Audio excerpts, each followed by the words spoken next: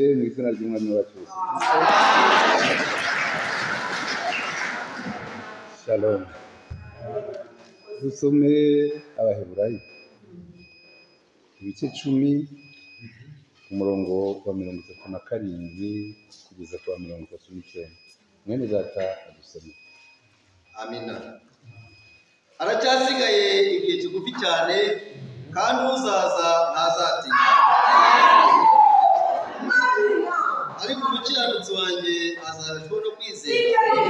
Nyamara nasubira inyuma umutima wanjye uzamwishima. Uwiteka mwami wacu, dushimiye ibiteraniro by'aya matorero abiri Batima Norvège biteranye mu izina ryawe. Wino uduhe imigisha yawe ndakwinginze mu izina rya Yesu Kristo.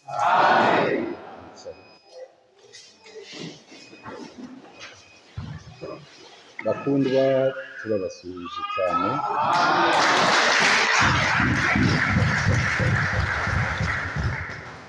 Kandi ni mu rukumbuzi twongeye kubonana kugira ngo tuganire amagambo y'Imana. Iyo bisa ngo twari dutuye hamwe tuba dukora ibiterane runini ruvuye aha rukagera i Karongi, maze tukajya tuganira amagambo y'Imana. Ariko Imana ntiyabishimye, ariko iduha akanya ko kujya tubasanga tukabonana. Kuko muri Yeremiya Uwiteka yaravuze ati, abo nzagutumaho bose uzabasanga. Ntabwo ari bo bagomba kuza, nitwe tugomba kuza. Uwiteka rero tumuhaye icyubahiro bwo kongera kubonana tukagirana ibitaramo by'amagambo y'Imana. Ariya magambo yavuzwe na Paul. Iyo Paul niwe wanditse igitabo cy'Abaheburayo. Ni urwandiko rusa naho ari urwa mbere yandikira bene wabo, kuko nawe burya ari Umuheburayo. Akimara kwakira mesaje abona ko ari ngombwa ngo ahere kuri bene wabo ababwira inkuru y'agakiza. Ariko amagambo y'ibanze twavuga nuko avuga ati, haracyasigaye igihe gito kandi uzaza.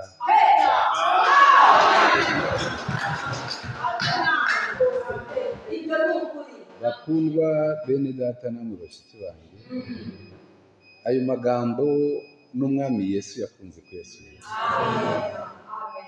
Avuga ati, mugende mubwiriza ubutumwa muti, ubwami bw'Imana burabegereye. Kugeza mu byahishuwe, ahishurira Yohana ati, andika uti, dore ndaza vuba. Aya magambo asa n'arushya abafurere n'abasore asobanurwa ati, abafurere bararuha n'abandi biyita ba nyirandabizi ati, mbe ko yavuze ngo araza vuba, none ko imyaka 2000 bishize. Imyaka 2000 ko ari kuri wowe, ku Mana si iminsi 2 yonyine.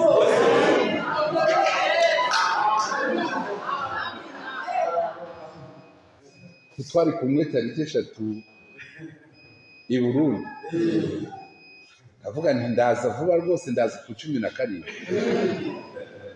Kuva tariki 3 kugera ku 17 si iminsi 14. None siyo myinshi ahubwo maze.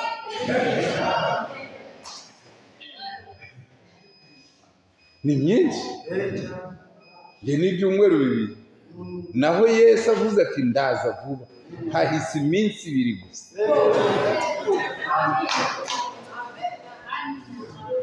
none aratinze kuki ahora atubwira ati ni vuba.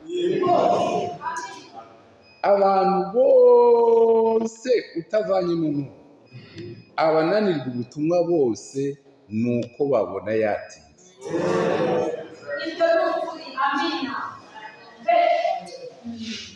Bagushwa no kurambirwa.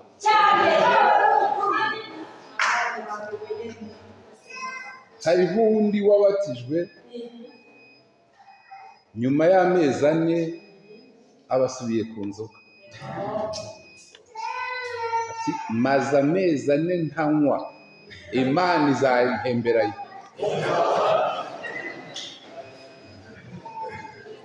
Kuko mu bujiji bwe yibwira ko Imana izaderibere nka kwa kundi umuntu ahinga icapa wenda ryamunanira yarahinze iminsi 4.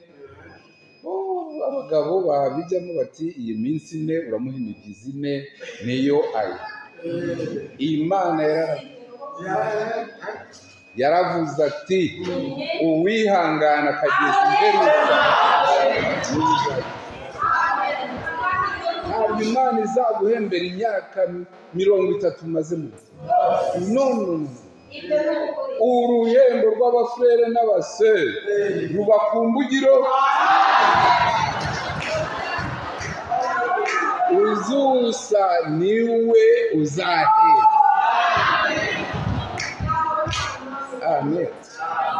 Kuvuga ati ndaza vuba ni ukugira ngo bihore bikangura buri wese amenya ati wenda nasinda none akaza nimugoroba. Reka nkomeze imbere. Hari mwene data wigeze kutubwiriza muri 2000 mwaka wa 2000 aratubwiriza, ariko atuma nanjye ntekereza kuko yavuze be mwibwira ko Nowa yubatse inkuge wenyine. Nanjye nyamara narinzi ko yayubatse wenyine, ariko ati wabona hari abandi bamufashije, ariko babona imyaka igeze mu 120 bakarambirwa bakabivamo. Umunsi babisosotsemo urugi rurakinga.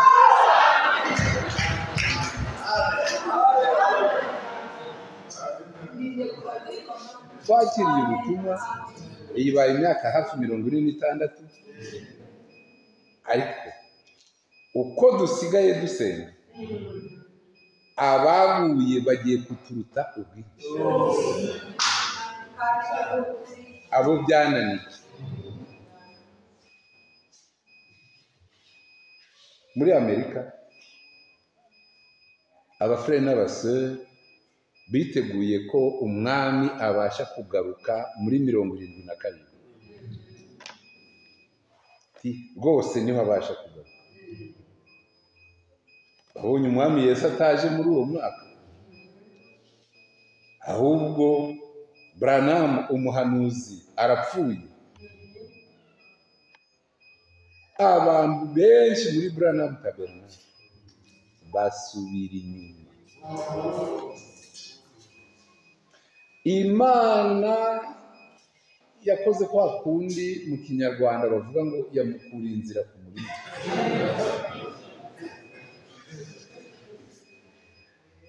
Imana yayikuye ku mirima yayo. Igihe yavuze muri Yesaya iti erega ibyo nibwira si byo mwibwira, n'inzira zanjye ntizihwanye n'izanjye. Buri mufere n'umusere wateranye amenye ko ibyo atekereza bidasa n'iby'Imana.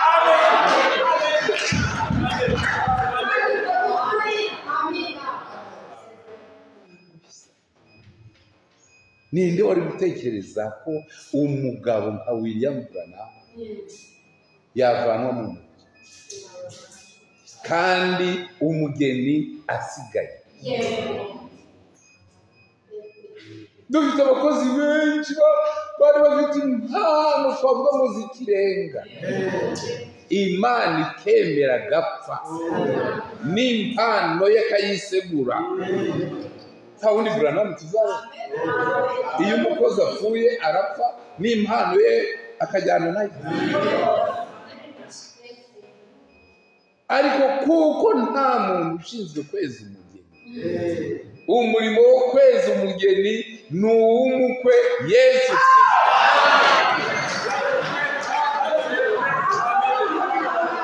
Niyo mpamvu bapfa bameneka nk'inzabya z'ibumba, kuko umurimo w'Imana utubatse ku muntu ahubwo wubatse ku Mwami.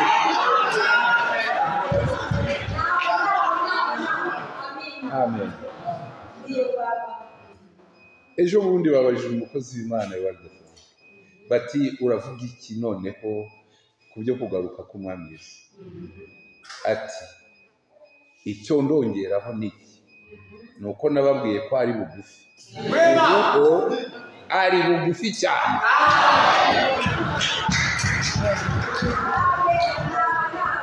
Ubu none ko birakabije, ari bugufi cyane. Bible aho twasomye hati kandi uzaza ntazatinda. Mbese mubaye iki?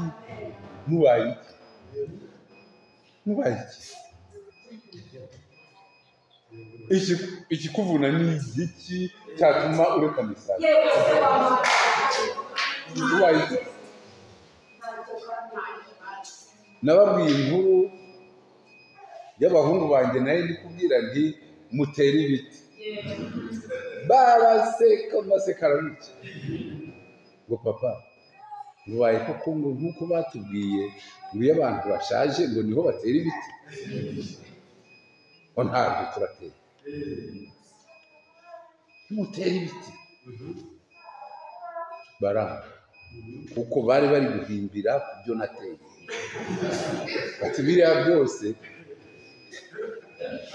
papa yateye, igihe tuzabona ari ngombwa imbaho cyangwa iki tuzasatura kuri biriya.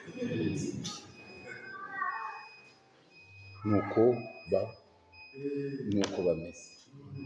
Branham yaratwiyana aratubwira ati buri muntu wese umurimo ashinzwe ukore kandi awukore cyane, maze nagaruka azatuvana muri iyo muheto. Amen. Ariko dukore tuzi ko aho turi umwe abasha kugenda undi agasiga. Turyame tuzi ko kuri ubwo buriri umwe yagenda undi agasiga. Tujye mu murima tuzi ko umwe yagenda undi agasiga. Bakundwa, icyo nicyo cya mbere nifuzaga kubabwira. Kuba nk'abantu bavuga aho batubwiriye. Umuntu twabatije uvuga ayo magambo aba yitutse igitutsi kizamuhama, kuko Bibiliya ivuga iti icyo gihe abakobanyi bazaza bavuga bati isezerano ryo kugaruka kwe ririhe, kuhereye igihe cya ba sogokuruza ibintu bidahinduka. Babivuze uhereye kera, none dore imyaka iri kwihinduriza. Harimo n'abandi babigira icyo ngo Pawulo wavuze ngo natwe akishyira muri bo ngo abazaba bakiriho basigaye ngo tuzahindurwa, ngo Pawulo ntiyageze ahagapfa.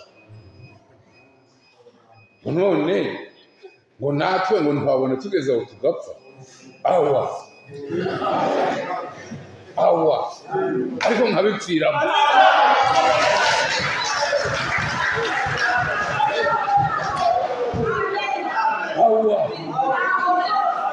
Gapfa maze kumva yanjye bagasoma ngo hahirwa bapfa bapfira.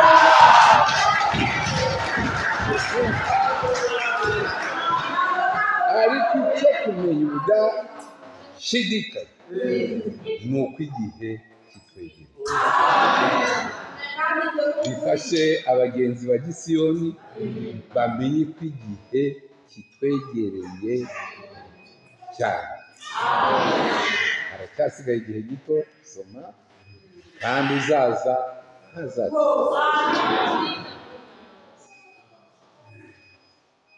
haracyasigaye igihe kigufi cyane kandi uzaza ntazatinda. Manuka. Ariko umukiranutsi wanjye azabeshwaho no kwizera, nyamara nasubira inyuma umutima wanjye uzamwishima. Amina. Umukiranutsi wanjye azabeshwaho no kwizera, nyamara nasubira inyuma umutima wanjye ntuzamwishima.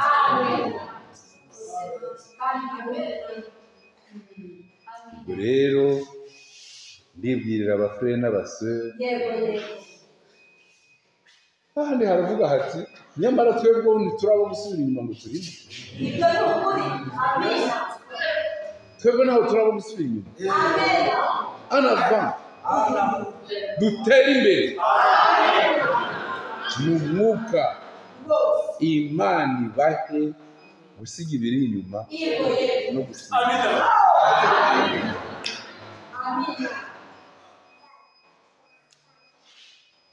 Nasubira inyuma umutima wanjye uzamwishima.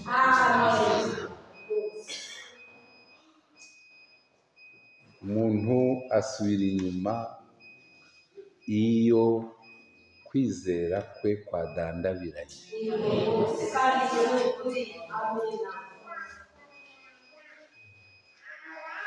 Ibyo dukoreraho byose kugira ngo tube abakristo ni ukwizera. Umukiranutsi azabeshwaho no kwizera. Aburahamu yahuye n'ibigeragezo, ariko kuko yari afite kwizera arakomera. Uzabyara. Sara ni wowe watekereje mu mutima abona ko bidashoboka, naho Aburahamu we yashyizeho amina, kuko yari azi ko kubyara bidakurikirana n'imyaka. Kubyara ntaho bikurikirana n'imyaka umaze, kubyara bikurikirana no gushaka kw'Imana.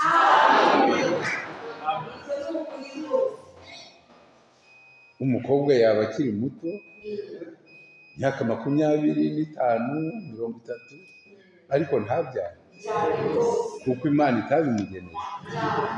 Ariko Aburahamu yabyaye ashyikije imyaka 100 n'umugore we Sara afite 90, barabyara.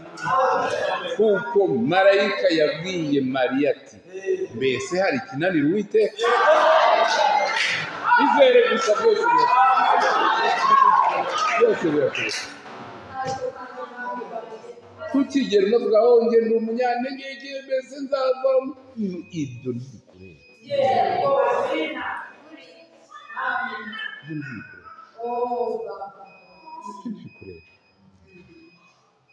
Imana yakuremye uyifashije. Ni iki wakoze kugira ngo yakoze yonyine? Uko yakoze yonyine ukaba uriho, niko n'ubugingo bwawe ikora yonyine, kandi uzabaho. Wowe izere gusa, byose bishoboka.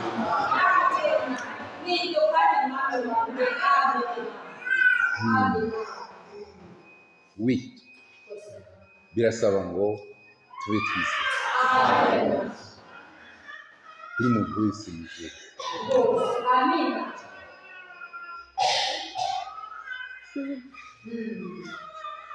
Kutizera ni icyaha gikomeye. D'ailleurs, umuhanuzi William Branham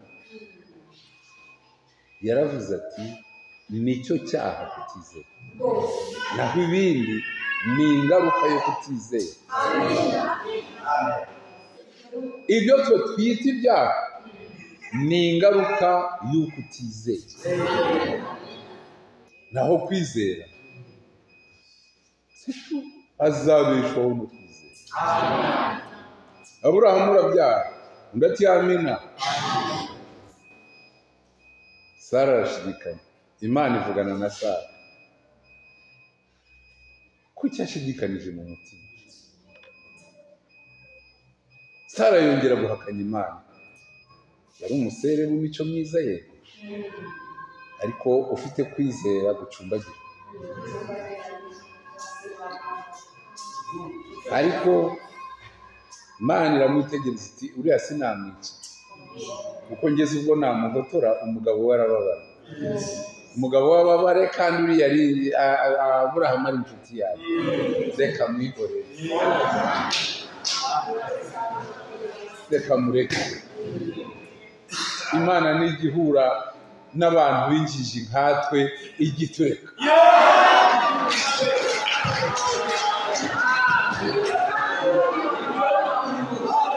Hari umurongo nkunda wo muri Bibiliya uvuga uti Imana igeraho ikibuka ko turi ibumba, turi umukungu. Ijya kurakara yageraho ikabiributse ko tutari abagabo nkayo.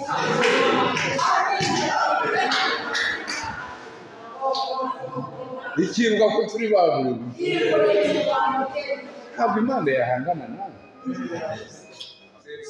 Nibyo Dawudi yabwiye Sawuli ati uzinduwe n'iki Nyagasani? Koko umwami nkawe ukomeye uri guhiga intwari?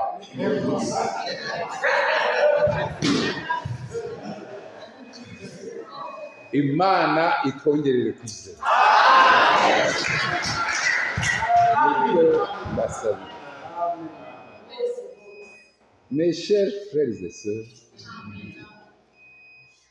kuko twegereje gusoza ariko turacyafite imirongo mike yo gusoma, nagize ngo mbabwire iki kintu. Amatorero yose ntabwo asa. Amatorero yose ntabanye.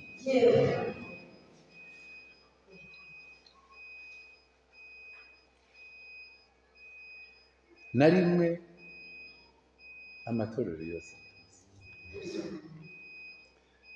Wenda nahera ku masambure abiri yari yegeranye. Imwe ni y'Iberoya, Assemblée de Bere, indi ni y'Itesalonike.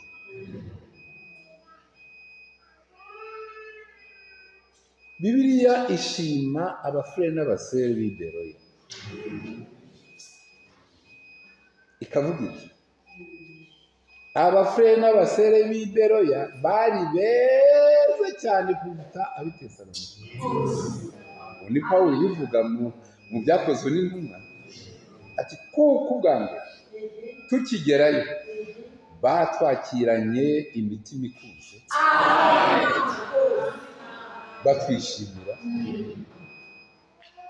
Kabiri, bagenzura ko ibyo tubakoresha byose ari ukuri. Bari beza gusumbya b'Itesalonike.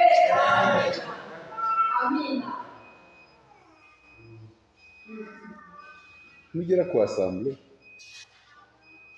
ukabona nta byishimo bagufitiye niba uri umukozi, itahire.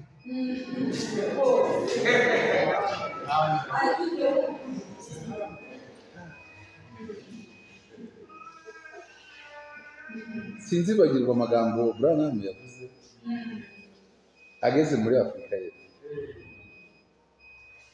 Asanga abamisiyoneri b'Abanyamerika bari muri Afurika y'Epfo.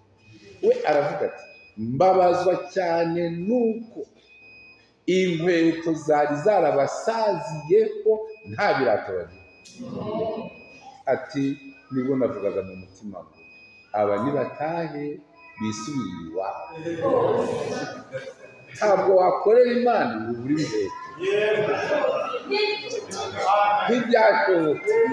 Itahire. Ati narababaye. Ati nari ngiye kubaha inkweto zanjye, ariko mbona abo bansumba ikirenge kinini.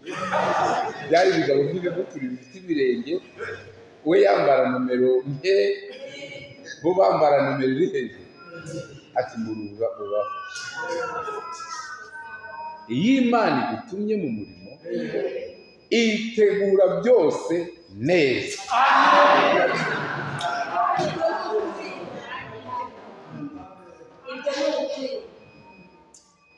Ibyo nibyo nashimije umufurere w'umunyantege mu gihe yari kumbaza ariko ngo Berchyma ngo kuki ngo bose ngo abo bakozi bakomeye ngo bava mu bazungu, ngo twebwe ngo ntitubone abo bakozi bakomeye. Nta mugabo iwawe. Data Gikeli yapfuye muri 63. Nari nkiri muto, ariko apfa atarambara ipantaro kandi atazi gusoma muri 63. Muri uwo mwaka wa 63 Branham yagendaga mu ndege mu Buhindi,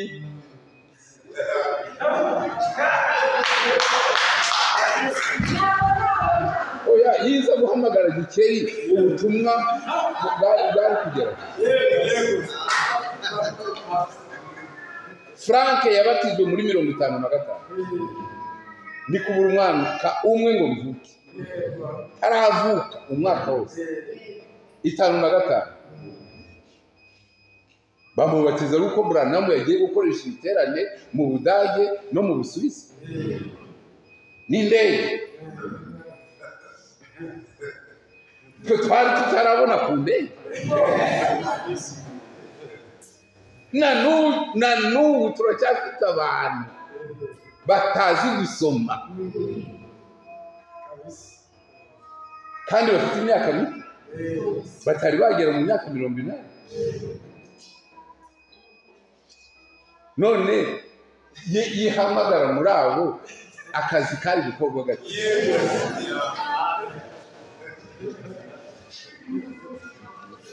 Imana iti ubu butumwa buzagera ibati.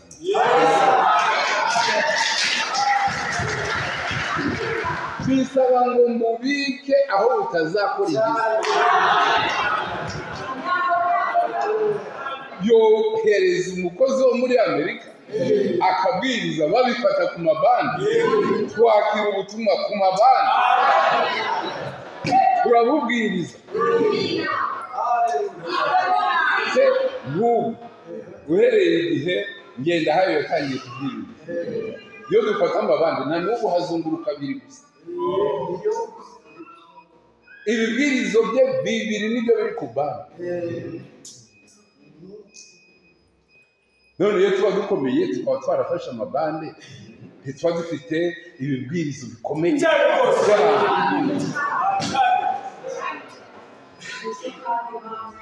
Imana byose ibikora neza.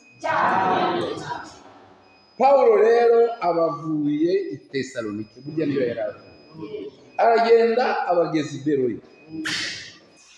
Akigera i Beroya arabwiriza. Soma umurongo we, aravuga ngo ntawe turasoma, tugende n'ibyakozwe n'intumwa ibice 12. Bibiliya iravuga iti nuko ubutumwa buramamara, hakira n'abagore b'abakire.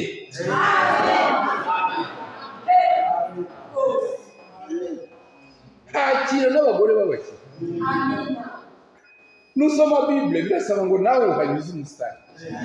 Kuki Bibiliya bavuze? Kuki muri Yesaya handitse ngo no mu rupfu rwa Yesu abakire bazaba baruri?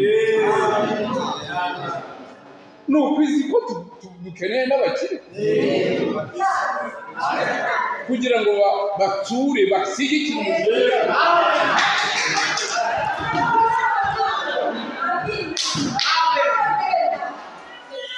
Yesu ati uru rusengero ni mu rusenya mu munsi umwe, mu minsi 3 nzaba rwuje.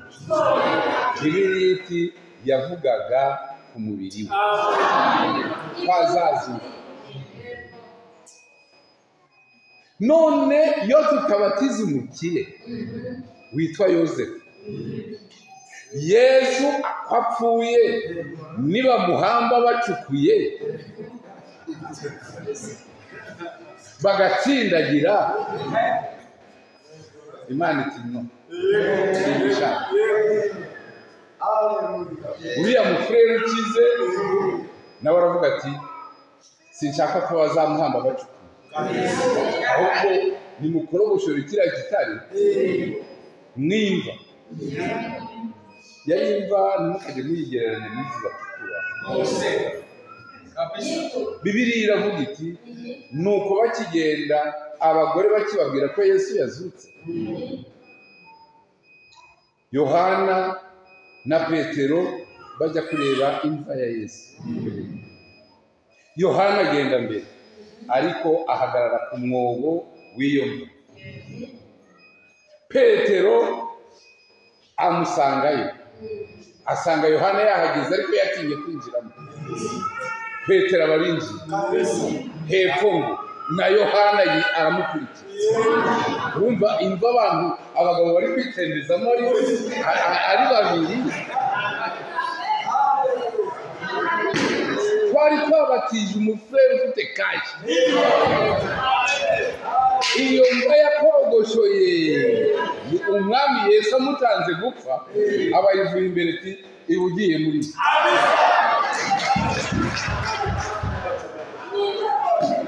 Ibitaka bikarinda kujya mu matwi ntibagushyire muri iyo. Ni ngombwa ngo abakire babone, ni ngombwa ngo tubatize nabo basere. Bibiliya iravuga ngo babakire kugira ngo umurimo w'Imana utagira na kimwe ubura.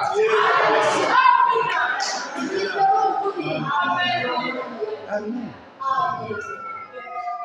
Twaririmba indirimbo hano gutaha urusengero ngo bari bicaye mu cyumba rero. Aho ni mu igorofa, abafurere nibo bari bari. Iyo nzu ni iya Yosefu, Frere Joseph. Yakaba umukire ngo abe yarayubatse.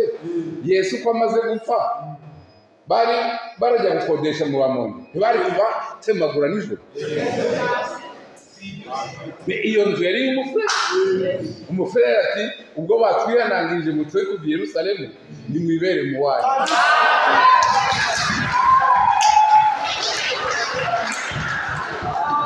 Yari umufurere ukize cyane, bari 120 abafurere n'abasore bakwira mu saro ye. 120 mu saro ye. Urumva yari inzu itangaje. Abafurere Imana igakora byose ku munsi.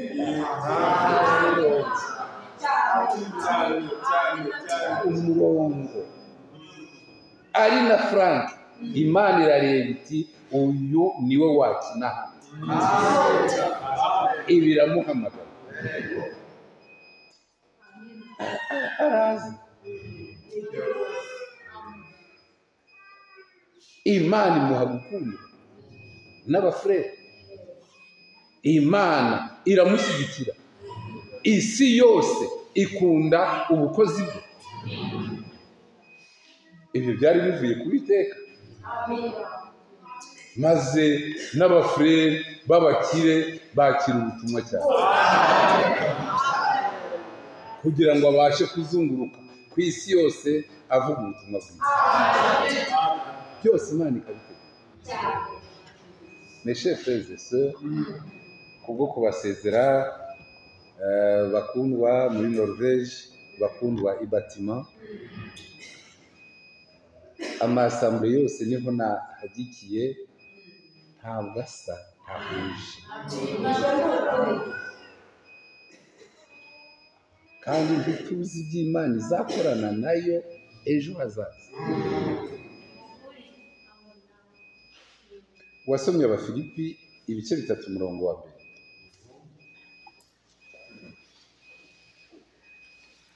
Igice cya mbere ahubwo umurongo wa 3.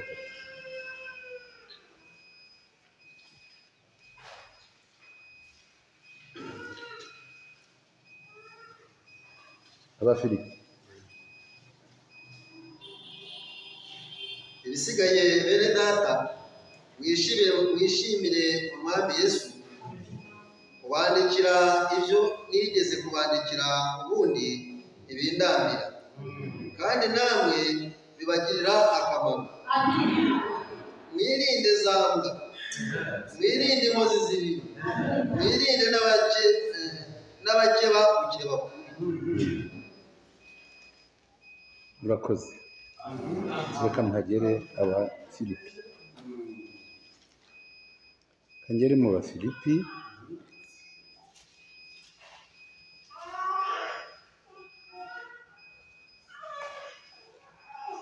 navuze ngo ni igice cya mbere.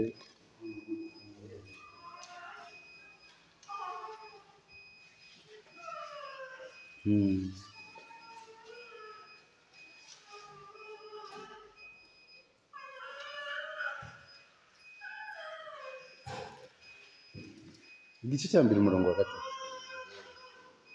Nshima Imana yanjye iteka uko mbibutse, kandi uko mbasabiye mwese iteka ryose, mbasabira nezerewe, kuko mwafatanyije nanjye umurimo wo kwamamaza ubutumwa bwiza, muhereye ku munsi wa mbere mukageza na n'ubu.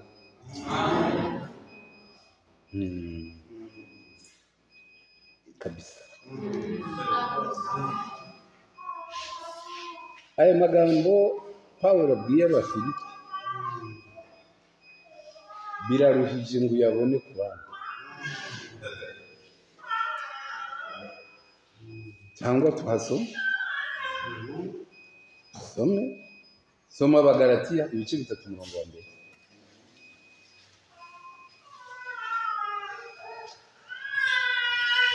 Galatiya ibice 3 umurongo wa 1. Abakorinto Bagalatiya b'abapapa, ninde wabaroze? Nushaka uhagarara. Ndababaza, iyo imirongo yombi irasa. Ongera usoma Abafilipi igice cya mbere umurongo wa 3 kugeza ku wa 5. Ishima Imana yanjye iteka uko mbibutse, no kwibuka gusa. Kwibuka ko ari abafrere n'abasore b'i Filipi. Nshimira Imana. Manuka. Kandi uko mbasabiye mwese iteka ryose, mbasabira nezerewe. Mbasabira birimo. Kuko mwafatanyije nanjye umurimo wo kwamamaza. Mwafatanyije nanjye umurimo wo kwamamaza ubutumwa bwiza. Arasabira se bariya bamwirengagiza, bafatanye nawe evangelization. Oya ndababaza, bariya bamufasha kuvuga ubutumwa bwiza. Wenda nitike bamuha, cyangwa wenda basigara bakora uturimo yakagombye gukora, akajya kubwiriza. Ati bose mbasabira birimo nezerewe pe, kuko mwifatanya nanjye kuvuga ubutumwa bwiza. Soma Abagalatiya. Nabo ni abafurere. Ntugire ngo ubwo ngo ni abamonde n'amasambure. Yego Bagalatiya b'abapapa. ninde wabaroze? bayizi ubw'igisaka. C'est terrible. Ninde wabaroze? Pawulo mu buzima, mu matorero, dore ko yanditse inzandiko 14, ariko yari afite abamuri ku mutima n'abandi b'abapfapfa nyine. Frere, hariho umufrere wakoze icyaha mu asambwe, numva undi mufrere avuze ngo ndababaye cyane kuko uriya mufrere ukoze biriya ari njye wamubatije, ngo nicujije icyatumye mubatiza.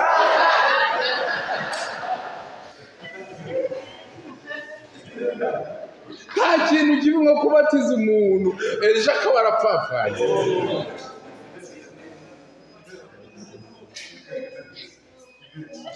Hari amasambu, dufite Abaroma, dufite Korinto, dufite Galatiya, dufite Efeso,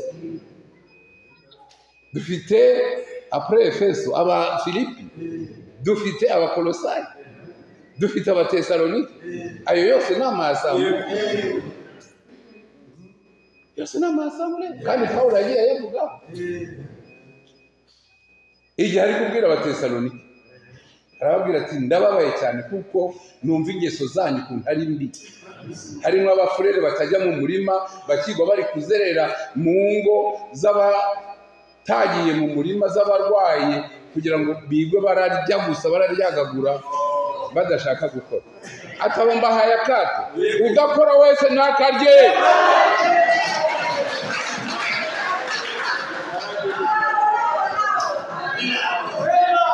Ahubwo umuntu umwe yigeze kubanegurira ngo muri abanyenda nini. Ubwo se sinda nini ko umuntu utungwa no kurya iw'abandi udashaka ngo nawe azakira abantu. Abo ni Abatesalonike. Abatesalonike badukiniye nabi. Pawulo ari Beroya, babonye asambura kugira imbaraga, habatizwemo n'abasere b'abakire barashyigikira umurimo w'Imana. Bibiliya iravuga iti batangira kunyuranyura mu bantu ngo birukane Pawulo. Ibyo nibyo bakoze Abanyetesalonike, uzabisanga aho mu byakozwe n'intumwa. Igihe utangira kuvuga ngo hari abantu bo muri twe baguye bavuga Branham ariko batamwizeye,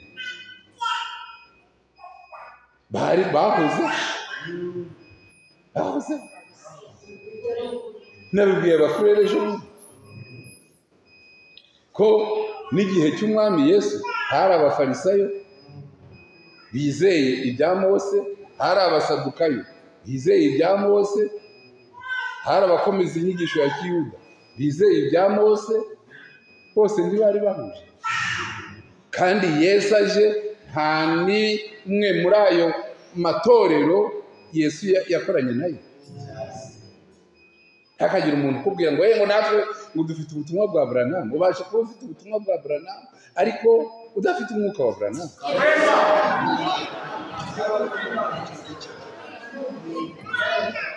Bareze z'Abatesalonike baje koshya abafurere ngo mumwirukane. Baramwirukana. Pawulo aragenda ijoro ryose ajya mu Atenayi, ahubwo yandikira Timoteyo ati unyoherereze ya myenda n'ibitabo by'imbu nasize nabyo ubinyohereze, kuko yagiye ahubutse bamwirukanye. Abantu nk'abo babaho. Ariko icyo nashatse kuvuga mu ruhame ku bafrere n'abasore ba hano n'aba bari hakurya ni ukugira ngo Imana ifashe buri wese.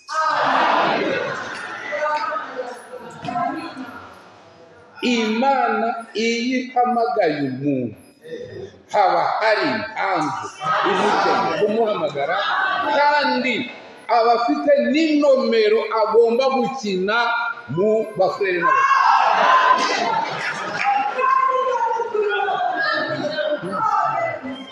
Ntabwo iguhamagara gutyo gusa wazari, iguhamagara ifite naho urakina mu bakangaye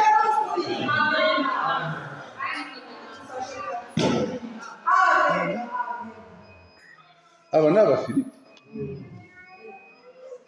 uzabona ari kwandikira n'abandi ari kwandikira abakorinto yari yo assemblée ya mbere irimo abantu b'amadesordre abakorinto bajya guhaha mu isoko inyama ngo tubwire uko wayibaza ariko ayo madesordre nayiki niba mufite ameru mwajya mugura gusa mukajya guteka ibyo byo kubaza ese ntabwo yari yatembagaye ese mwayikereye ubu mugiye kuba nk'aba bandi ngo tuzajya turya ibya bismillah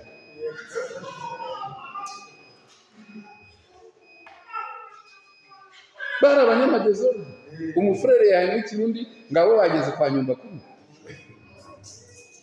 Pawulo tese muri mwe koko nta banyabwenge mufite bajya babakirana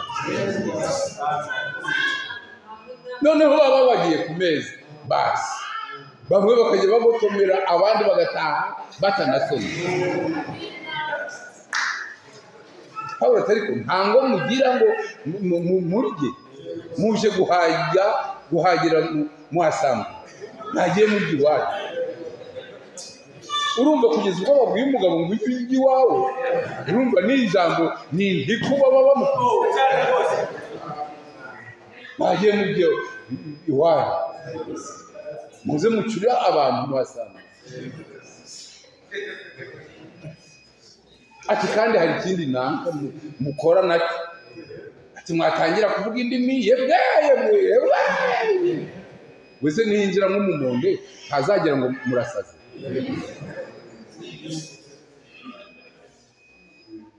ni ukuvuga yari assemblée yo y'amadesordre nibavuga bahanure babiri cyangwa batatu batarenga kandi nihagira uhishurira vuba ako kanya uwavugaga uwabanje kuvuga aceceka bamubwira nk'ibyo batubwira none ngo bati ngo basi ngo mba ndi mu onction ngo mba ndi munsi y'amavuta Pawulo ati toka kure inyuka y'abahanuzi igengwa nabo amina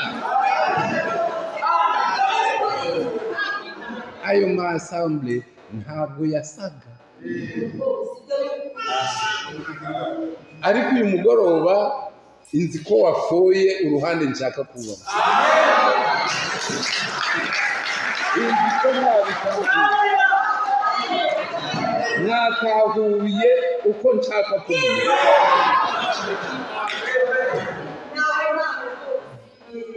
amen ndavuga ngo iki reka dusome abafilipi tujuru abafilipi ibice 4 umurongo wa 4 mujye mwishimira umwami wacu iminsi yose yewe nongeye kubivuga nti mwishime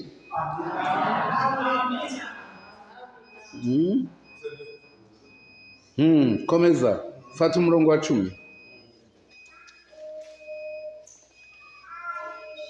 nishimiye cyane umwami wacu kuko nanone nubwo byatinze mwongeye kunzirikana nubwo yego hari hahise igihe ariko mwongeye kunzirikana uyu murongo ntugira mwene nyine nta bandi bamwibukaga mwongeye bisobanurwa ngo iki murongo nuko ntariho bari kubyiga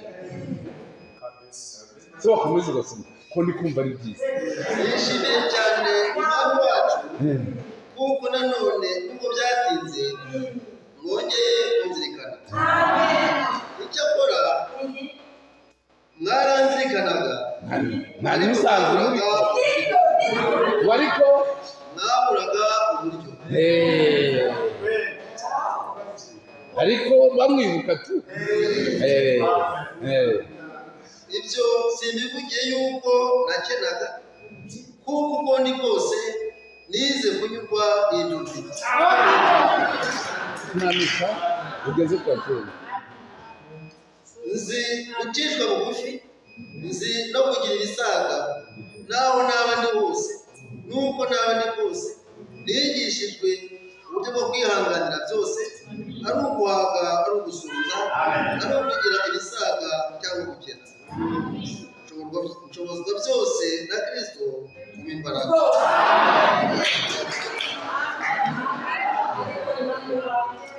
Uwo Pawulo ashimye Abafilipi mu gice cya mbere, yongeye kubashima no kwihereza, kuko ibyo bakoraga ntibyari agakungu cyangwa se guharara, bwari ubuzima bubarimo, bwari ubuzima bwo gushyigikira umurimo w'Imana, bwari ubuzima bwo gukunda abakozi b'Imana, bwari ubuzima bubarimo buhoraho bwo kubazirikana. Ku gice cya mbere no ku gice cya kane, manzana aricyo gice cya nyuma hasi, sicyo cya nyuma. Abashimye Alpha, abashimye Omega,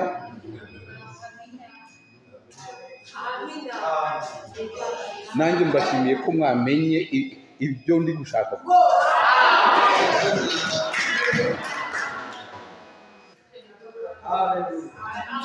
Se kwari byo naganiye n'abadivantiste b'umunsi wa kabiri, nayo mbabajije nti nimunyereke umunsi Yesu yigeze azirigisha, nabo barahanyeretse ngo singuye mu rusengero, nanjye mba nasoma none ntiyaje mu rusengero, mwatashye atabadishye.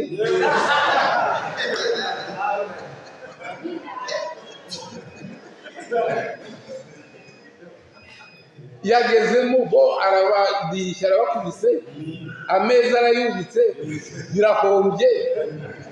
Ibyari byaje gucuruza inuma, akagera ku giti ziriho, akanyiganyiza inuma zikigendera. Abadive baba barahombye, n'amafaranga batampera bari baje kuvunjisha yose yubika ameza. None uranyihara ngo yageze iwanjye, yarakudiriye mu wawe. Rata mwami Yesu warakoze wawe.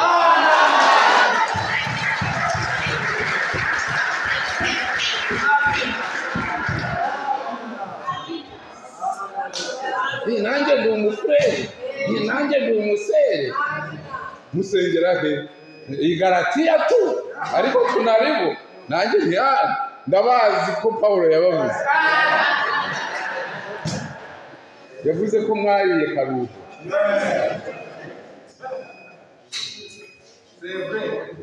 Mama asambe aziturabira kane. Urebye mu Gatolika none ntiwamenya ko ari umufurere we asamble y'Iroma. Yari yo asamble Pawulo yandikiye, urwandiko rwandikiwe Abaroma, yatangijwe n'umufurere witwa Akwila n'umugore we Piski. Yari asamble nziza cyane, nziza. Mbese reka dusome ibice 15 by'Abaroma kabisa, ahubwo numvishe ngo yari nziza, numva umurongo uraje 15. Nuhagera umbwire.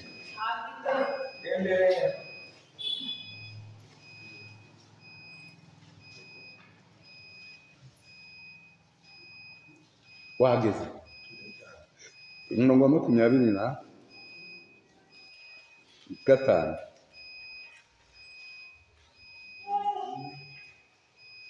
Ariko none najya i Yerusalemu kugaburira abera, kuko ab'i Makedoniya na Akaya bashinzwe gusunzuraniriza imbiya abakene bo mu bera i Yerusalemu. Komeza. bashimye kuzibaha kandi babafitiye umwenda. Kandi babafitiye umwenda. Ni ukuvuga ngo hariho umwenda ni ideni. Abo bo mu Akaya ni Makedoniya, za Makedoniya, Antiyokiya, yari amasambure y'inkomerezwa cyane, bafite imico myiza, gahunda nziza, byiza cyane. Ariko ngezeyo ndi kubona basonzoranya amafaranga barayampa yo gufasha abera b'i Yerusalemu. Ariko ntabwo ibyo byatuma mushimagiza birenze urugero. Ati babafitiye umwenda. Bisobanurwa mu iki pima?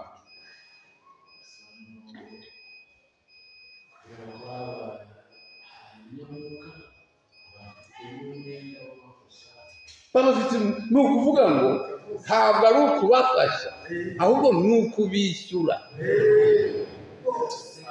Siko bisobanuye? Soma. Kandi babafitiye umwenda.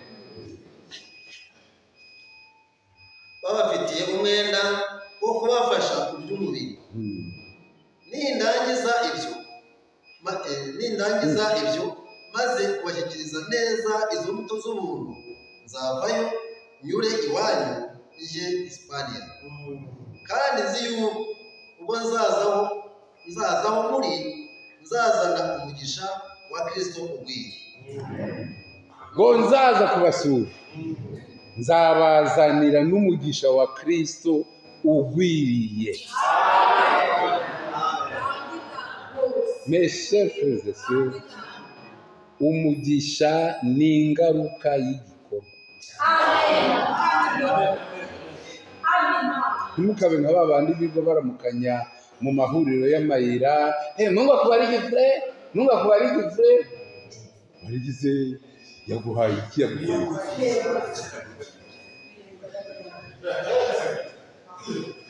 Ujye mwirinda kuvuga ibintu bitarabaho.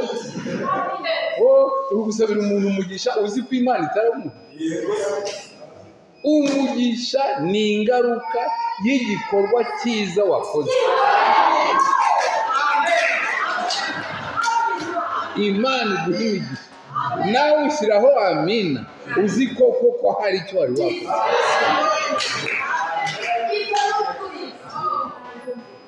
Ngubwo ndabagarukaho ngo nzaza mbazaniye umugisha wa Kristo ugwiriye, utasimbuka. Gwiriye depo y'imigisha. Mes chers frères et sœurs, kaba kanya ko kubasezera, tukazabonana ejo Imana ibishatse.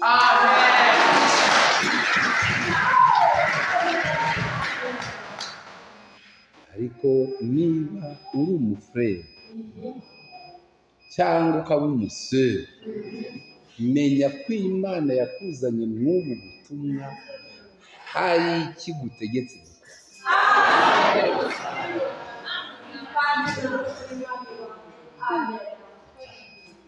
Umuntu abasha kuba umukene agahirimbira mureba muri mu asambure yayo. Nta na rimwe Imana izamanura umwenda, nta nganda z'ibitenge ziba mu ijuru. Icyo Imana izakora gusa, izabwira uwo musore iti ihangane, njye nzaguha ubugingo buhoraho. Naho uwo natumye kugufasha ni kanaka, niwe mukire uri mu asambure yayo, niwe nari natumye ngo azakugurira kera, none yarakakwimye. Ihangane, njye ibyo nakubwiye nzabiguha mu bugingo buhoraho.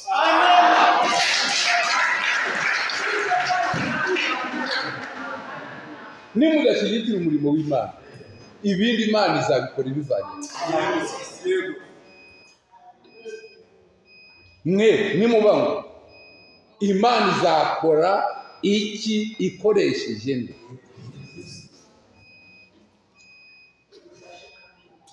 Oya ni kubaza abafure n'abasore. None Imana irabimana. Jamais. Naganira na mwene data. Ni kumubwira inkuru ya Eliya. Kuko Imana yifuza buri gihe gufata umwanya wa mbere mu mutima wawe. Amen.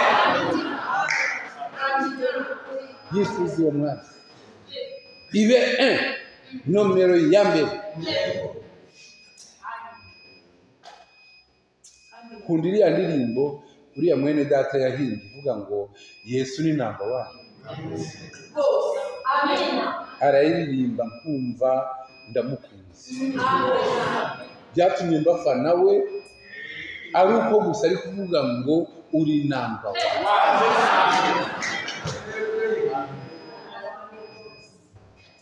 Imana yabwiye Eliya ati hungira Serafati, hari umugore w'umupfakazi nategetse kugutura. Eliya yerekeza muri icyo gisagara, muri uwo mudugudu w'Iserafati, asanga umugore uri gutashya ari gutora mu rugo. Mubyeyi, wansongera akagari ukampa agatsima. Umugore nawe ati kururahiye Uwiteka ko sigaranye ivuga rimwe ifu mu kibo n'amavuta make mu mpera, unyakuye ndi gutoragura udukwi tubiri ngo ngende mvuga ko gatsima ngasangire n'umwana wanjye hepfo ati twipfire.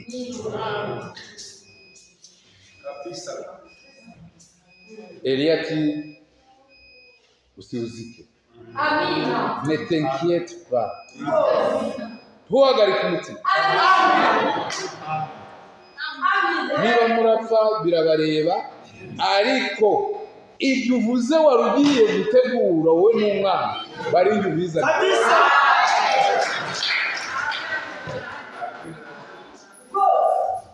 Ni ikizami. Ari batima ninde wari gukunda? Iryo vuga rimwe barindi biteguye. Aramubwira ati numara kurimpa urateka nyuma ibyawe n'umwana, ariko ibya mbere bimpere. Umugore ndi kureba ukuntu ari kuzamuka ava mu murima n'udukwi, aracanye, arahuteye, ashyizeho amazi, nguwo aratetse, arakaranze, wari umutsima w'ingano, abaramuza. Eliya ati umva Uwiteka aravuze, umva uko Uwiteka avuze, aho wakuye ifu n'aho wakuye amavuta ntibizigera bibura kugeza ubwo inzara izashira. Haleluya. Iyo uriya mugore yibeshye ntavugire Eliya ubwa mbere akavuga ngo ndabanza mvugire umwana, aba yarabikunkumuriye mu safuriya bigashira.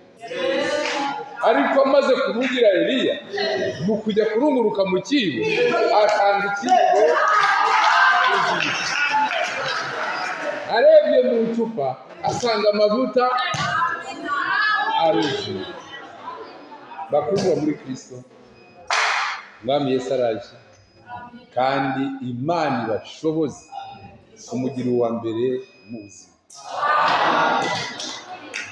Nta kintu cyiza nko kuba umukristo ushimwa, nko kuba mu wasanga ishimwa. Ahandi Pawulo aravuga ati abameze batyo uretse gusa gushimwa n'Imana bakundwa n'abantu. Uretse gushimwa n'Imana n'abantu barabakunda. Kandi rero ibaha imigisha ngaho Mana irahinduka mu izina rya Yesu.